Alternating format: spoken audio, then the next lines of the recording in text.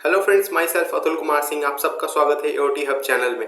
आज हम लोग बायोलॉजी का एक और चैप्टर देखेंगे जिस चैप्टर का नाम है हार्ट। तो आइए स्टार्ट करते हैं। तो सबसे पहले हम लोग देखते हैं सर्कुलेटरी सिस्टम। सर्कुलेटरी सिस्टम दो टाइप्स में डिवाइड किया जाता है। एक होता है ओपन सर्कुलेटरी सिस्टम और दूसरा होता है क्लोज्ड सर्कुलेटरी सिस्टम।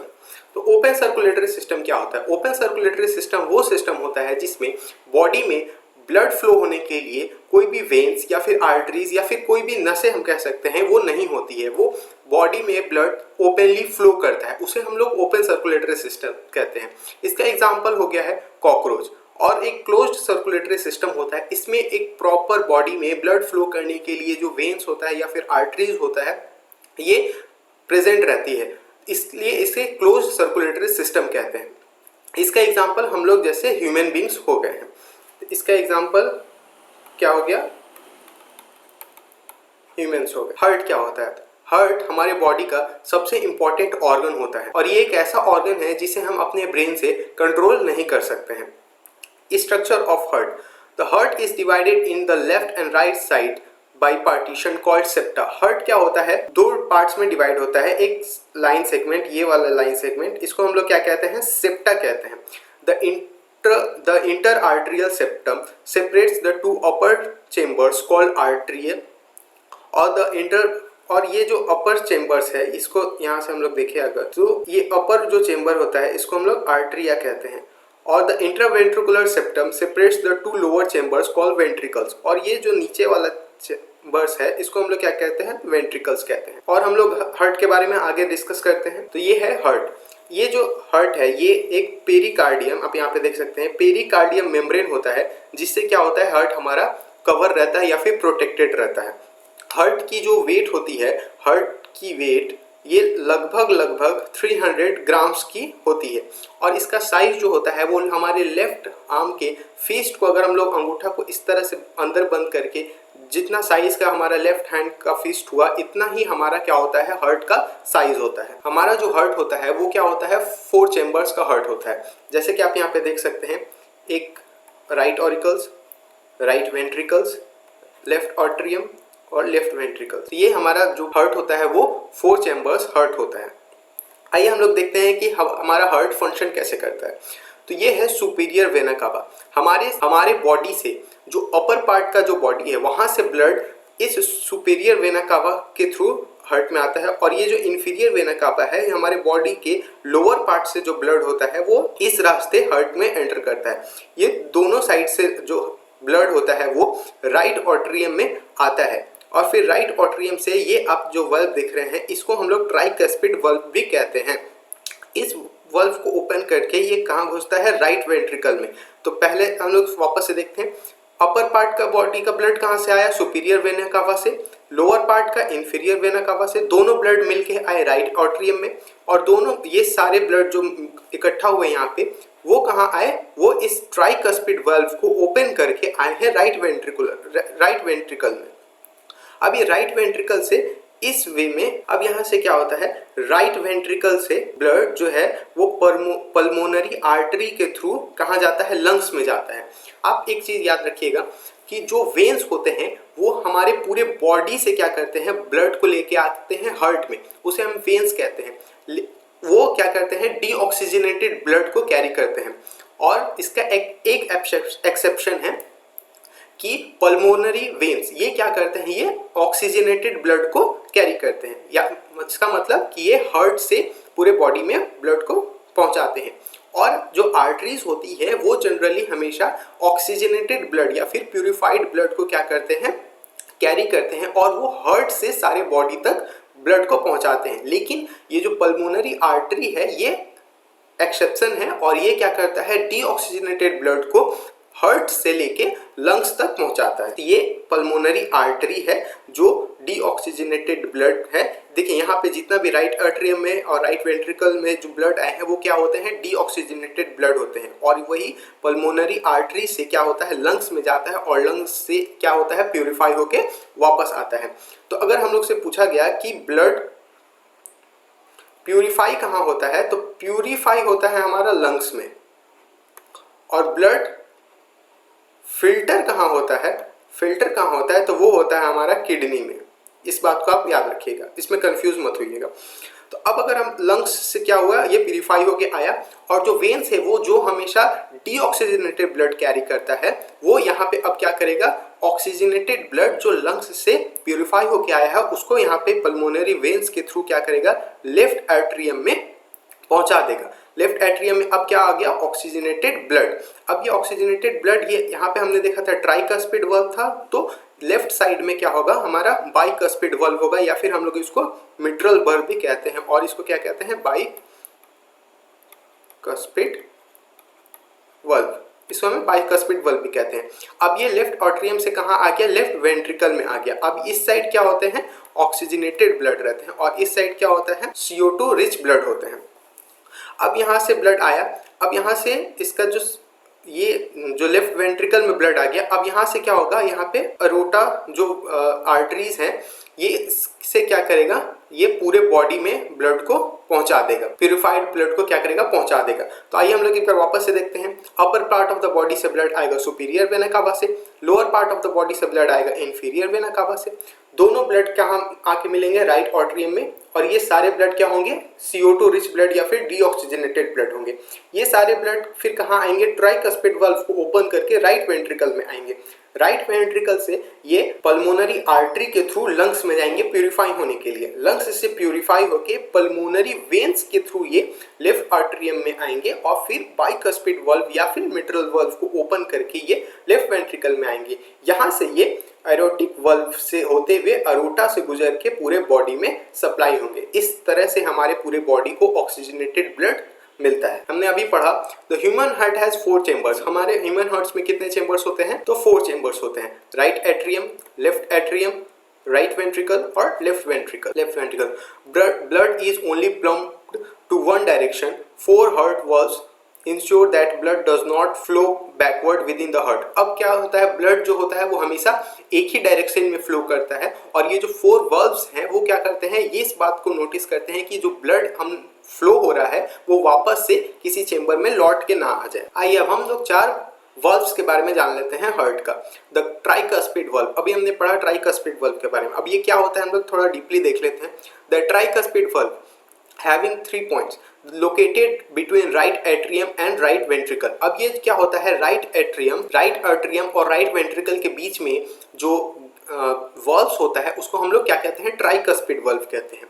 मतलब अगर सपोज कीजिए कि ये हार्ट है, अगर हम लोग इसको 4 टाइप्स में डिवाइड करें तो ये हो गया आपका right auricle, right ventricle, left atrium, left ventricle.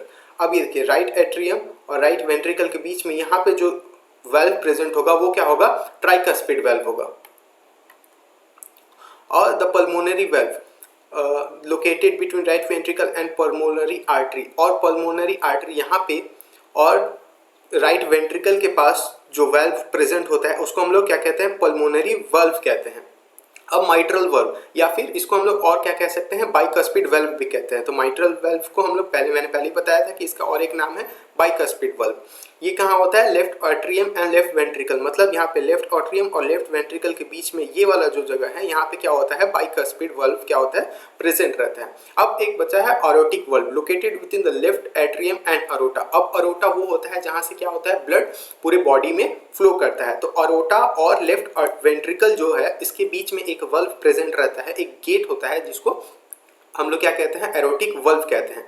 The tricuspid and bicuspid valves are also called atrioventricular valves. अब देखिए ट्राइकस्पिड मतलब ये वाला, रखिए एक सेकेंड, मतलब ये वाला और ये वाला ट्राइकस्पिड और बाइकस्पिड वेल्व को हम लोग कंबाइनली क्या कह सकते हैं, तो एट्रियोवेंट्रिकुलर वेल्व्स कह सकते हैं। इसका मीनिंग क्या होता है, तो located between the atrium and ventricle. इसका मतलब यही है कि जो वेल्व्स एट्रियम और वेंट्रिकल के बीच में प्रेजेंट रहते हैं उसको एट्रियोवेंट्रिकुलर वेल्व्स कहते हैं। अब देखिए आर्टरीज और वेन क्या होता है। आर्टरीज मैंने पहले ही बताया कि जो ऑक्सीजनेटेड ब्लड को कैरी करते हैं और हार्ट से हमारे पूरे बॉडी में ब्लड को फ्लो करवाते हैं, उसको हम लोग आर्टरीज कहते हैं। इसका एक एक्सेप्शन है पल्मोनरी आर्टरीज, जो क्या करता है, लेफ्ट वेंट्रिकल से पल्मोनरी आर्टरीज लंग्स में ब्लड लेके जाता है, और ये ब्लड क्या होता है, डीऑक्सीजनेटेड ब्लड होता है। और वेन्स क्या होता है, जो हमेशा डीऑक्सीजनेटेड ब्लड कैरी करते हैं, हमारे पूरे बॉडी से ब्लड को हार्ट तक पहुंचाते हैं। लेकिन इसका भी एक एक्सेप्शन है, पल्मोनरी वेन्स, जो क्या करता है, लंग्स से ऑक्सीजनेटेड ब्लड क्या करता है, वो लेफ्ट ऑर्ट्रियम में लेके आता है। तो यहाँ ये क्या हो गया, पल्मोनरी वेन्स हो गया। अब देखिए यहाँ पे क्या दिया है, the blood vessels that carry blood away from heart are called arteries. आप इसका डेफिनेशन यहाँ से देख सकते हैं, अगर आप चाहें तो इसका स्क्रीनशॉट भी ले सकते हैं। The blood vessel that carries blood towards the heart are called veins. अब ये क्या करता है, ब्लड को हार्ट से बाहर लेके जाता है या फिर पूरे बॉडी तक लेके जाता है, उसको आर्टरीज कहते हैं, और ब्लड के तरफ लेके आता है उसको हम लोग वेन्स कहते हैं। Only in systematic circulation arteries carry oxygenated blood. मैंने पहले बताया था कि आर्टरीज ऑक्सीजनेटेड ब्लड कैरी करता है, while in the pulmonary circulation arteries carry deoxygenated blood, और पल्मोनरी आर्टरीज जो क्या होता है वो डीऑक्सीजनेटेड ब्लड को कैरी करता है। आइए अब हम देखते हैं कि साइनोएट्रियल नोड या फिर ऐसी नोड क्या कहते हैं। The myocardium contracts after it receives an electrical impulse generated by a specialized tissue located within the right atrium. This is called the sinoatrial nodes या फिर ऐसे नोड्स।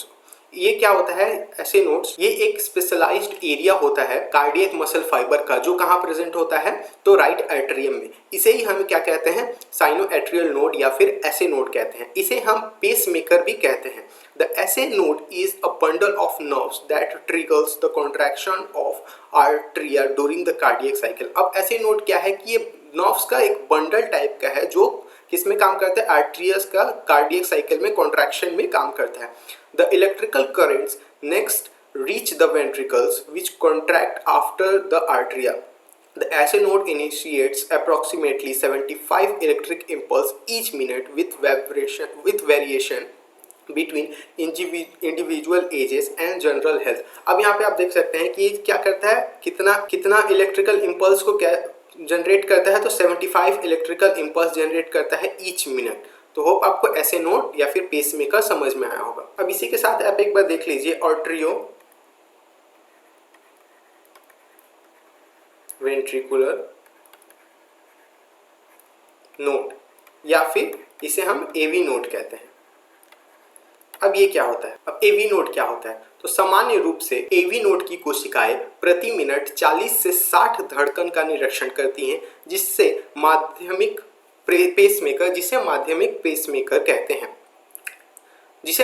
पेसमेकर कहते हैं। इसके नीचे हृदय की विद्युत प्रणाली का संचालन उसका बंडल करता है। तो होप आपको ऐसे नोड और एवी नोड समझ में आया होगा। Now let's talk about blood pressure. Blood pressure is the pressure exerted by circulatory blood against the wall of the arteries. हमारे आर्टरीज के वॉल पे जो ब्लड से प्रेशर पड़ता है उसको हम क्या कहते हैं, ब्लड प्रेशर कहते हैं। तो हमारा जो ब्लड प्रेशर होता है वो एक्चुअली किसका प्रेशर होता है, तो आर्टरीज का प्रेशर होता है। Blood pressure varies from the maximum systolic to the minimum diastolic and is normal value around 120/80 mmHg. However, this varies between individual. अब जो हमारा ब्लड प्रेशर होता है, हम सबको पता है कि हमारा ब्लड प्रेशर का नॉर्मल वैल्यू कितना होता है, 120/80 होता है mmHg। अब ये क्या होता है, 120 जो वैल्यू है ये क्या होता है, मैक्सिमम सिस्टोलिक प्रेशर होता है। इसको ऊपर वाले को हम लोग क्या कहते हैं, सिस्टोलिक प्रेशर कहते हैं, और नीचे वाले को हम लोग क्या कहते हैं, डायस्टोलिक प्रेशर कहते हैं। डायस्टोलिक प्रेशर कहते हैं।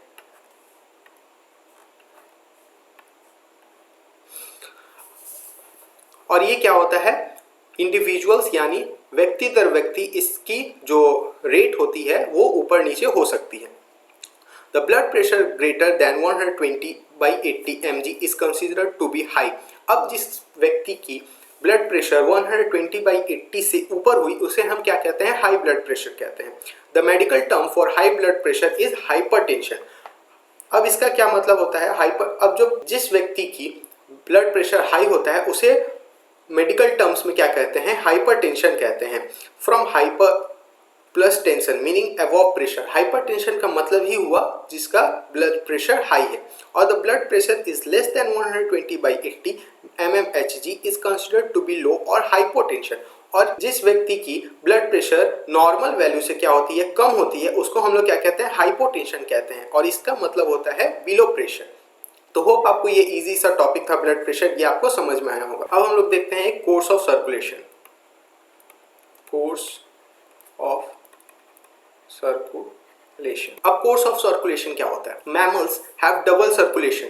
इसका ये मतलब होता है कि हमारे जो हार्ट में ब्लड 2 बार पास होता है हमारे पूरे बॉडी में फैलने से पहले। इसका मतलब हमने अभी पढ़ा था कि जो पहले डीऑक्सीजनेटेड ब्लड होता है वो हमारे लेफ्ट एट्रियम में आता है, राइट एट्रियम में आता है, उसके बाद से फिर ट्राइकस्पिड वाल्व से नीचे जाके राइट वेंट्रिकल में आता है, उसके बाद फिर लंग्स में जाता है, देन अगेन प्यूरिफाई होके हमारे लेफ्ट एट्रियम में आता है, फिर बाइकस्पिड वाल्व को क्रॉस करके लेफ्ट वेंट्रिकल में जाता है, फिर वहां से क्या होता है, अरोटा में से जाके पूरे बॉडी में फैलता है। तो यहाँ पे हमने देखा कि हमारा जो ब्लड है वो 2 बार हमारे हार्ट से क्रॉस होता है। और यहाँ पे ये देखिए कि जो हमारा हार्ट है, ये right atrium, right ventricle, left atrium, left ventricle, यहाँ से जो ब्लड आता है इस साइड ऊपर से या फिर नीचे से, इस साइड का जो ब्लड होता है वो जनरली क्या होते हैं, CO2 रिच ब्लड होते हैं, और इस साइड के ब्लड क्या होता है, ऑक्सीजन रिच ब्लड होते हैं। तो हमारे जो राइट साइड का जो ब्लड होता है वो जनरली क्या होता है, इम्प्योर ब्लड होता है। राइट साइड ऑफ हार्ट में इम्प्योर ब्लड होता है हमारे राइट साइड के ब्लड में, और जो लेफ्ट साइड का ब्लड होता है वो क्या होता है, प्योर ब्लड होता है, प्योर ब्लड होता है। आप एक और चीज देख लीजिए यहाँ पे, कोरोनरी आर्टरी। अब कोरोनरी आर्टरी क्या होता है, तो जो आर्टरी ब्लड को हार्ट के मसल्स तक पहुंचाती है, इसे हम क्या कहते हैं, कोरोनरी आर्टरी कहते हैं। The artery which carries blood to the muscles of the heart is called coronary artery. तो होप आपको ये कोरोनरी आर्टरी भी समझ में आया होगा। अभी आपने ये जो पूरा प्रोसेस पढ़ा उसको हम क्या कहते हैं, कार्डियक साइकिल कहते हैं, जिसको पूरा होने में कार्डियक साइकिल कहते हैं, जिसे पूरा होने में क्या होता है, 0.8 सेकेंड का वक्त लगता है, यानी 1 सेकेंड भी नहीं लगता है, हमें कितना लगता है, 0.8 सेकेंड लगता है। और इसी का कारण है हमारा जो हार्ट है वो 1 मिनट में 72 टाइम्स क्या होता है, पंप करता है। और मैंने अभी आपको बताया था कि एक पंप में वो कितना ब्लड को प्यूरिफाई करता है, तो 70 to 80 ml ऑफ ब्लड को क्या करता है, वो ml ब्लड क्या